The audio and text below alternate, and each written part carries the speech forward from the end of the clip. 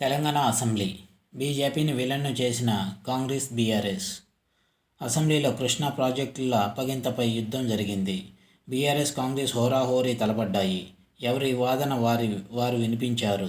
ఇందులో రాజకీయం ఉందా, రాష్ట్ర ప్రయోజనాలు ఉన్నాయా అన్న సంగతి తర్వాత. కానీ అసలు విషయం, రెండు పార్టీలు కలిసి బీజేపీని పరోక్షంగా విలన్ను చేశాయి.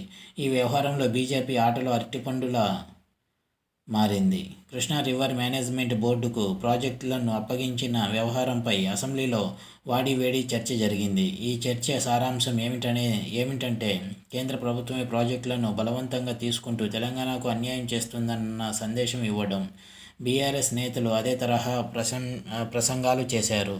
కాంగ్రెస్ నేతలు అదే చెప్పారు.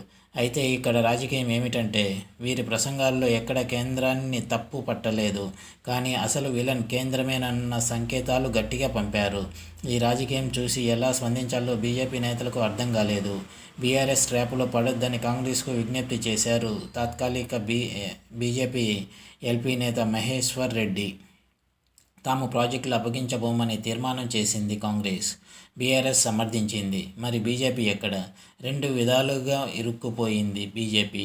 అందుకే సైలెంట్ అయిపోయింది. కృష్ణా ప్రాజెక్టుల్ని తాము కాపాడుతున్నామని బీఆర్ఎస్, కాంగ్రెస్ అసెంబ్లీ వేదికగా వాదించుకుంటున్నాయి.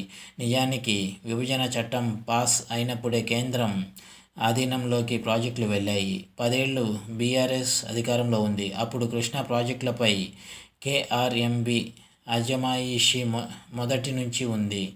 ఇప్పుడు కొత్తగా ఆధీనంలోకి తీసుకోవడం అంటే భద్రతను చేపట్టడం, కేంద్ర బలగాల పరిధిలోకి ప్రాజెక్టుల భద్రత తీసుకోవడం. ఇది ఎందుకు జరిగిందంటే పోలింగ్ రోజు ఏపీ సర్కార్ చేసిన నిర్వాహకం వల్ల జరిగింది. పోలింగ్ రోజు సాగర్ డ్యాంపై ఏం జరిగిందో అందరూ చూశారు. ప్రాజెక్టును ఆక్రమించుకున్న ఏపీ పోలీసులు బలవంతంగా గేట్లు కూడా ఎత్తేసుకున్నారు. మరోసారి అలా జరగకుండా కేంద్రం రక్షణ ఏర్పాటు చేసింది. చివరికి కృష్ణా ప్రాజెక్టుల అంశంలో బీజేపీ కార్నర్ అవుతుందన్న సూచనలు కనిపిస్తున్నాయి. ఇది వ్యూవర్స్.